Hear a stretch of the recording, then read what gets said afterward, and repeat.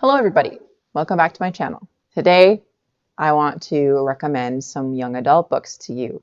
So I've already recommended some children's books, some middle grade books.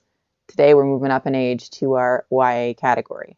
I'm going to do 2 videos for these recommendations because I have read way more young adult books in my life, which means I have more books that I loved to recommend to you. Today's video is going to focus on the most popular YA books that I like, that most people like in the world, that are very well known.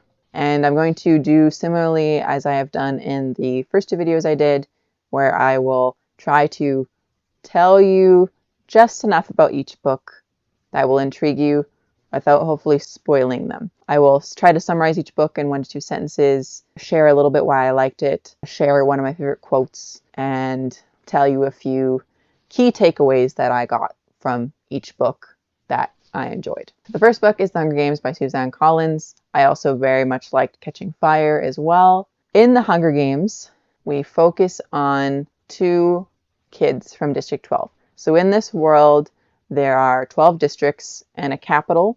The capital is the central governing body of this futuristic dystopian North American country. So in this book, we focus on Katniss and Peeta, who are 2 tributes chosen from District 12 that are between the ages of 12 and 18 to compete in the Hunger Games death tournament in the capital. I like this book because there's lots of moments where the characters are forced to choose between fighting to survive, which is the primary conflict in this book, and fighting against injustice. They bring up a lot of interesting points, and I liked seeing that explored. That's a topic still to this day between, do we just fight to survive another day, or do we fight to actually make life better, even if it means the risk of death is higher? My favorite quote is, "Hope is the only thing stronger than fear." This quote also kind of hints at that whole fight to survive versus fight to rebel, and which one will our characters choose.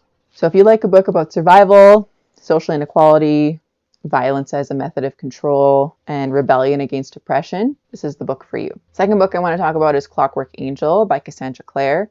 The whole Infernal Devices trilogy are still one of my favorite books ever. In Clockwork Angel, we focus on Tessa Gray, who is a 16-year-old girl who goes to London to try to find her lost brother. And along the way, she's forced to discover her unique shape-shifting ability.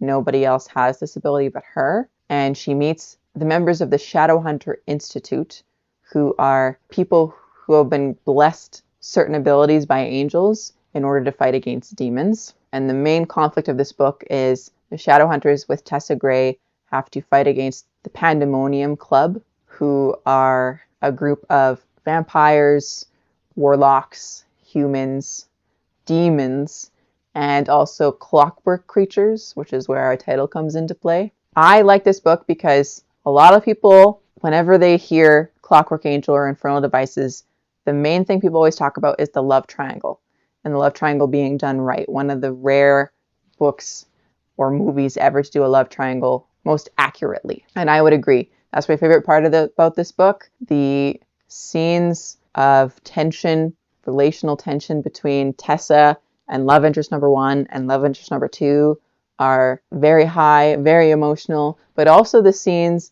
of tension between the relationship between the 2 love interests and their brotherhood and their bond are also very emotional to me. I felt love, I felt loss, I felt sadness, I felt happiness every time I got to read about them. And also in this book, I found that the romantic subplot, the romantic tension, added very well and tied in very nicely to the overall narrative and the overall plot. So the tension was just increased and added to each other. The romantic tension added to the main conflict tension, and they combined to collectively create a very high stakes plot, which I very much enjoy. My favorite quote in this book is, "It is as great a thing to love as it is to be loved. Love is not something that can be wasted." That's a sign that this love triangle is done right in this book. So if you like a book that has to do with love in the face of despair, brotherhood, and belonging, this is the book for you. The next book I want to talk about is Six of Crows by Leigh Bardugo. Very well-known book. It's actually a nominee for a Goodreads Choice Award in 2015. I also equally liked the sequel called Crooked Kingdom. I also like Leigh Bardugo's other books in this Grishaverse world, like Shadow and Bone, that series. the King of Scars series. I like them as well. But the Six of Crows duology is my absolute favorite in the Grishaverse. So in Six of Crows, it is about 6 outcasts, each with their own unique skill sets and abilities, who come together to pull off the greatest heist that will make them not only rich, but will perhaps also save the world in the process. So I like this book because Leigh Bardugo communicates and characterizes all of these characters so well. By the end of the book, I knew that if any one of these 6 characters did not contribute in the way that they did to the plot, the characters would not succeed. Every single one of them, because they were who they are, were the reason that the characters had any success along the way at all. The personal plots, the collective plot was tied together very well, and it increased the stakes chapter after chapter after chapter. My favorite quote in this book is, "Greed may do your bidding, but death serves no man." So these characters are very personally and selfishly motivated at first, but towards the end they do recognize that there are greater things in the world that they will have no choice but to recognize. So if you like a book that has to do with greed, friendship, and moving forward while acknowledging your traumatic past, this is the book for you. The next book is Legendborn by Tracy Deonn. It was also a nominee for a Goodreads Choice Award in 2020. The sequel, Oathbound, was equally as good, in my opinion. So on Legendborn, it has to do with a 16-year-old girl named Bree Matthews. In this book, she discovers the Legendborn Society, which is a society made up of the descendants of the Knights of the Round Table. Arthur and the Round Table, you may have heard of it. Not only does she discover this Legendborn Society, but she also learns she has her own unique magical powers. Basically, she spends the entire book fighting against demons that threaten the Legendborn Society and threaten her, while also working to discover more about her own ancestry and where her own abilities come from. I like this book because the Chosen One trope is very heavy. It's one of my favorite tropes. And there is a very well executed plot twist towards the end that I definitely didn't see coming and brought me great satisfaction. And I found Bree's journey to learn more about herself very satisfying because, one, it's in a fantasy world and she's got fantastical magical abilities that only she has. So therefore, that's already meeting one of my tastes. And her future is tied to the future of those around her. Her magical abilities are tied to the magical abilities of those around her. So not only is her own life and her own magic at stake, but also the life and the magic of those around her is at stake if she doesn't find out more about her own ancestry and find ways to fight back against the demons and the demon kind threatening them. My favorite quote is, "Some truths only tragedy can teach." The main plot of this book is about finding out the truth, and there are multiple ways to do so, but it's not always easy. There will be some loss along the way. So if you like a book that talks about grief, identity, and connection to ancestors, this is the book for you. The next book I want to recommend is Firekeepers Daughter by Angeline Boulley. I also liked Warrior Girl Unearthed that came out a year after that has the same characters in it, but different plot. Firekeeper's Daughter was a winner of a Goodreads Choice Award in 2021. In Firekeeper's Daughter, a biracial, unenrolled member of a local Ojibwe community, she witnesses a murder and agrees to go undercover to try to find the murderer and protect her community. I really like this book because it really showed in an interesting way how our identity is formed at multiple levels of our society. So it shows that part of her identity is formed from her family unit with her mother and her father. Part of her identity is formed through her mother's community and her father's Ojibwe community. Part of her identity is formed from being a citizen of the United States and the world. So all these different levels contribute to making us who we are. And in this book, it's done in a very interesting way. I also like how there's many things that contribute to increase the stakes of this book. Not only is there a murder and a murderer on the loose, he or she hasn't been caught yet. Donis is also dealing with the recent loss of her Ojibwe father and the tension of her trying to discover more about her own identity and how the two communities from her two different parents come together to make Donis who she is.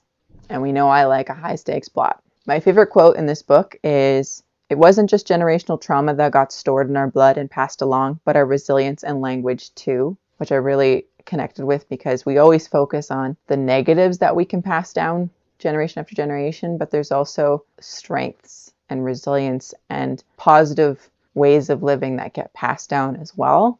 and it's important not to forget about that. So if you like a book about generational trauma, family and community, ceremony and healing, this is the book for you. The next book is Turtles All the Way Down by John Green. This was a nominee for a Goodreads Choice Award in 2017. In this book, it is about a girl named Aza and her friend Daisy who work to find out the truth behind the disappearance of a local billionaire because there's a $100,000 reward should they succeed. And then she's trying to do this all while trying to be a good student, a good friend, a good daughter, and deal with her ever spiraling thoughts that come with her mental illness that she struggles with. I like this book because I like books that deal with mental health, specifically anxiety. I related to a lot of Aza's anxious thoughts.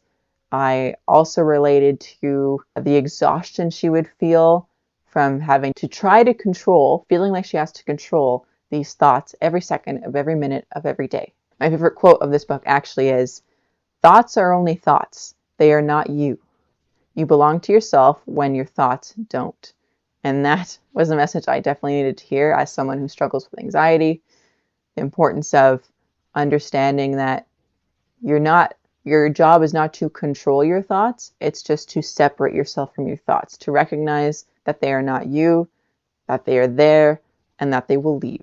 So if you like a book about mental health, love, resilience, and the power of lifelong friendship, this is the book for you. The next book is The Book Thief by Marcus Zusak. This is a story of 9-year-old Liesel who goes to live with a German family during World War II, and it is narrated by Death. I really liked how this book was narrated by Death. It's probably my favorite part of this book because it allowed us to experience a somewhat limited and naive child perspective of everyday life during World War II in Germany, but it also let us expand and get the perspective of the war at large going on throughout the entire world, because obviously Death's perspective of war is going to be everywhere because death is everywhere during a war. So the zooming in and zooming out really increased the stakes, which is exactly what I want. My favorite quote is, "I wanted to tell the book thief many things about beauty and brutality, but what could I tell her about those things she didn't already know? I wanted to explain that I am constantly overestimating and underestimating the human race, that rarely do I ever simply estimate it. I wanted to ask her how the same thing could be so ugly and so glorious, and its words and stories so damning and brilliant." That quote relates to the fact that Liesel spends a lot of her time reading and collecting books, and often she collects the books by stealing them because World War II Germany was definitely a time of book burnings and the Nazis seeing the threat of outside ideas. So I like how both Death and Liesel spend time recognizing the power of words, of the power of ideas. So if you like a book about death, morality, and the power of words, this is the book for you. And the last book I want to talk about is The Assassin's Blade by Sarah J. Maas. I actually only own this one and Queen of Shadows in the Throne of Glass series. I didn't like the other books very much, but The Assassin's Blade and Queen of Shadows I love enough to own and reread. So in The Assassin's Blade is about Selena Sardathian, who is the kingdom's most feared assassin.